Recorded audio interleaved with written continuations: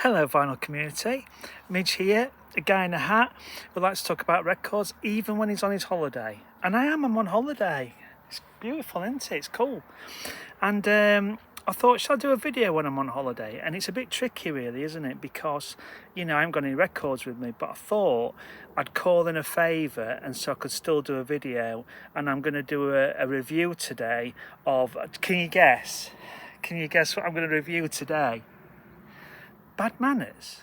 No, it's the Stones, the latest Stones album, Foreign Tongues, and I thought it was a great chance to do that, and I'm going to call in a favour later on from somebody who's going to show the record, because, it's a bit strange, isn't it, doing a review of a record that you can't even show. So what I'm going to do is I'm going to put a picture of the album up here, because it seems odd not holding a record up, but let's give it a go and see what happens. So today I'm going to review the new Rolling Stones album, Foreign Tongues, and in typical Midge style, it was released 3 weeks ago, and you probably made up your own mind about it now, and you don't need me to tell you what to think of it. So let's crack on. Rolling Stones, Foreign Tongues, so 25th album, produced by Andrew Watt, who's the legacy producer of note at the moment. What I'm going to do is I'm going to go through the track listing really quickly, and I'll tell you what I think of it at the end, because that's what you do in these videos. You see, you don't, I'm learning. You don't give people your thoughts until the end. Clever, that, isn't it? Clever.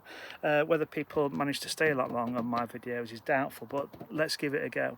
So 25th album by the Rolling Stones. I'm going to go through the track list. I'm not going to go through every track. I'm just going to go through the tracks that are noteworthy in my opinion and give you a review at the end. So basically it starts with Rough and Twisted, a classic loud, distorted and dirty blues song from the Stones. It's got like Wood's overdriven slide guitar playing. Richards is similarly sort of distorted, and Jagger's harp is just the same, but it's like a raw and dirty blues. It's a great way of kicking the album off. And then next, it's probably the best single that the Stones have released off an album since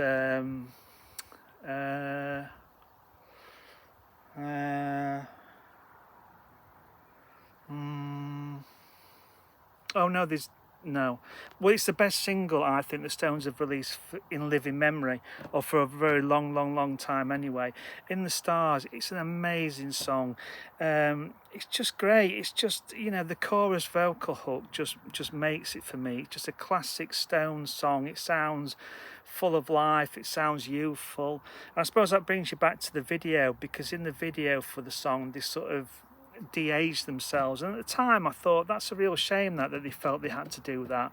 But then again, the song just sounds full of youth. It just sounds really youthful, really catchy, and that's probably why they did it, to be honest, to try and get the kids involved in the Stones again. But it's such a great song, absolutely fantastic, great guitar hook, great vocals, just really catchy. Absolutely love that song.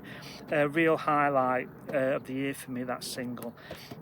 And that's followed by the next single, which is Jealous Lover, and that sort of harks back to it's got Jagger's falsetto on it, and it's amazing how good he can do it at this age. I mean, it would make Barry Gibb cry, really.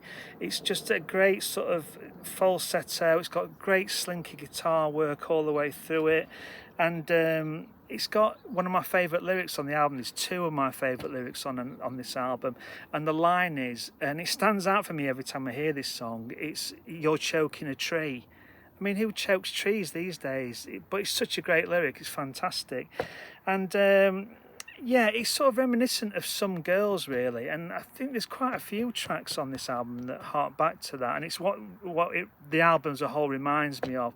There's a lot of Some Girls era type songs on it, but we'll get to that as we go through. But this is one of them. So another great single, fantastic.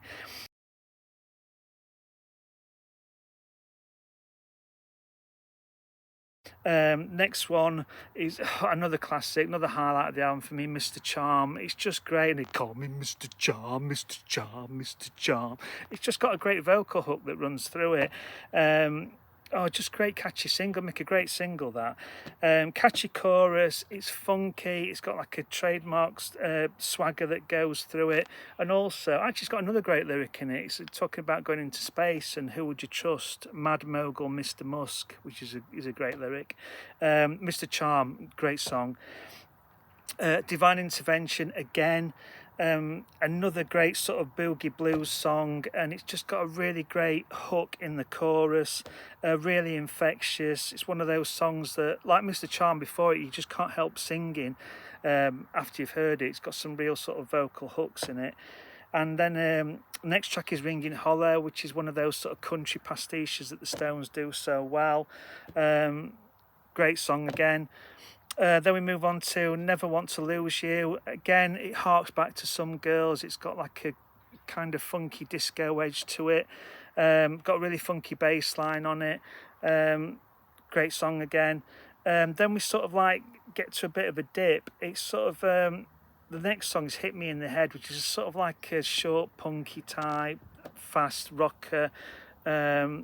And one of the things about this album is it's very long, and I think this is for me, this is one of the tracks that could have got jettisoned. It's a bit of a throwaway, to be honest, but obviously the police don't agree. I better get a move on. Yeah, this is one of those tracks that Charlie Watts features on, so I presume that's why it's been featured on the album. But yeah, and then the next one's quite a bit of a surprise. It's a cover of Amy Winehouse's "You Know I'm No Good," and you know, to be fair, they do a really good job of it. They do a really nice cover of it. It's a bit of a surprise, really, but again, it probably would be better for a B-side or something like that. The only thing about it is, it's a bit cringe. Some of the lyrics, obviously, Jagger's got to change to make it more... I know, it's a bit cringe, but it's, you know, it's one of those ones you've got to he's got to change the lyrics a bit to make it fit from being from a male perspective, and it's a bit cringy at times. And also, he changes one line, he sings a line really strangely. He sings that lyric about chips and pitter, but he changes it to chips and Peter for some reason. I don't know where Peter comes into it. But then he's sort of like done a bit of an accent on it. But then the next line, it's meant to rhyme with bitter, but you can't get Peter rhyming with bitter. So I don't really know what he's done there, chips and Peter. But it doesn't work, so I don't know what he's doing there. But could it be dropped? Maybe, but it's a decent cover, to be fair. Next song, fantastic song, On Our Knees, your classic Keith Richards stoner ballad. Just really great lyrics. He sounds really good on it, and more into the song, Jagger comes in, so they're more or less singing it together, which is a nice touch. But absolutely great song, On Our Knees. Love that song. Next up, another decent song, Covered in You. Another song with a really catchy chorus. It does seem to have gone from a lot of hook-filled and sort of pop-edge type songs on this album. It's that sort of one that everyone says that Jagger raps on. I mean, you can call it a rap if you like, but it's more like a spoken word thing, and it's great because it's sort of like gives a track a different edge. So if you were just singing the verses, it would probably be quite, you know, another typical, you know, Stones song, but it gives it that bit more of an edge because, again, the chorus is really hooky and it's sort of like it reels you in, but I think it gives it that sort of a different edge because Jagger sort of speaks or raps the verses. So it just gives it a different vibe to it. And another one of my favourite lyrics on this album, we're separate like Korea. I like that. Then you've got Side Effects, a mid-tempo rocker. It's all right. It's sort of like, it's not essential. It's just Stones doing what they do best. And it's all about side effects of drugs and alcohol and all these things that are bad for you being similar to love. So, yeah, it's all right. Back in Your Life comes next. It's like a mid-tempo ballad. What really sort of makes it stand out is that Ronnie Wood does about 2 or 3 amazing solos on this song. It just sounds brilliant, and even Jagger at one point, you know, sort of cheers him on, like, come on Ronnie, and it sounds great. It's some great soloing from Ronnie Wood on that song. And the album finishes with Beautiful Delilah, which is sort of like an acoustic Jagger Richards type. It's a Chuck Berry cover. It's like going back to their blues roots. Did it need to finish the album? It's probably a bit unnecessary. It's probably something I would have dropped had it been up to me, but it wasn't. I'm sorry about that. But yeah, and that's the album. And so, it's the 25th album. It's great. I'm really enjoying it, to be honest with you. It's one of those albums where you listen to it and you think, yeah, this is the Stones. This is brilliant. This is what the Stones do.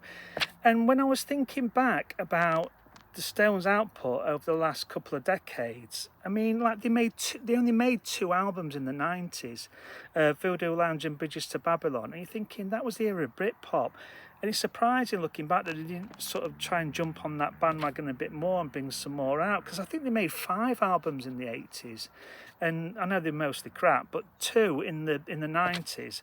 Then they made 1 in the noughties, A Bigger Bang, which, and then Blue and Lonesome in the 10s, and then they've made 2 albums in 3 years. So, and they've both been really good. So hopefully this sort of rich seam of form will continue. But I love this album. I think it's great. And more than anything else about this album, I mean, you can't say it's like a critically acclaimed album. It's just fun. It's joyous, it's upbeat, it's fun. It reminds you when, the Stones are on form, how good they are, even now when they're in their 80s. And it just sounds full of like vitality and like a youthful exuberance again. It just feels like they're enjoying what they're doing. The songs are really catchy. They're all on great form. Jagger sounds fantastic all the way through. I don't know if his vocals are manipulated or not, but he sounds amazing all the way through this album. Ronnie Wood plays brilliant, as does Keith. Steve Jordan drums in the space of Charlie Watts, and he's got that sort of great sort of rock and roll shuffle beat that Charlie had. He nails that superbly, and there's some great funky bass lines from Darryl Jones. And it just sounds a great album. It's really catchy. A lot of the songs have got big choruses, and it's just a fun listen. You listen to it and it sort of picks you up. It's just a great Stones album. And that's not to say it's on a par with Exile on Main Street, Some Girls, Let It Bleed, anything like that. But it's just an album that sort of, it revels in the fun of being, the Stones in the 2026. It's just a great listen, really catchy, really infectious. It's got a lot of guest stars on it again, but they've been toned down, and I can see why, because you wouldn't know they were there. I mean, Steve Winwood is all over this album. He's on most of the tracks, on Hammond or organ or keys, but he's that buried in the mix you can't hear him most of the time. Robert Smith, again, apparently on this album, adds vocals and guitar to some tracks. Again, you can't really make him out or his contribution. And also, real shame is that Bruno Mars plays cowbell on this album. Again, can't hear him. It could have been an amazing cowbell performance, but we'll never hear it. And the problem is, I've got a theory about cowbells. I think a cowbell makes any song 90% better than it would have been had you not had a cowbell on. So that is a real shame. I mean, cowbell is a really underrated instrument in my opinion. But obviously we're going off track a bit here. But guess what? I got a fever, and the only prescription is more cowbell. Yeah. The only criticism about this album, well, there's 2 actually for me. It's overlong, so you could drop a couple of tracks. But then again, when you look back at some of apart from Hackney Diamonds, when you look back at the Stones album over the last couple of decades, they've all been overlong. Too much, not enough, trimming. You have to trim some of the meat off. But yeah, it's overlong. You could drop 3 tracks for me. And the other thing is, it's slightly front-loaded. So the first half of the album, it's just great song after great song, and there's a little bit of a dip before it comes back up again. But aside from that, absolutely love it. Really great album, really enjoyable. Highly recommend it.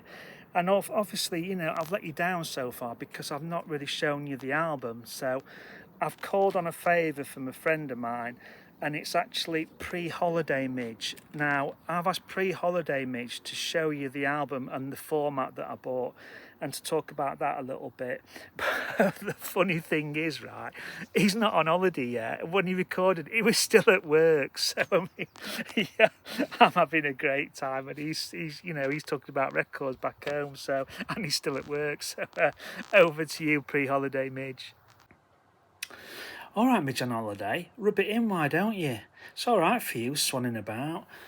Well, anyway, while he's enjoying the holiday, it's down to me to show you the actual record, I suppose. You owe me one, Midge, for this holiday Midge. Basically, I sort of knew when the Stones album was coming out, there'd be loads of variants, but in fact, there was more variants in the US than there was in the UK.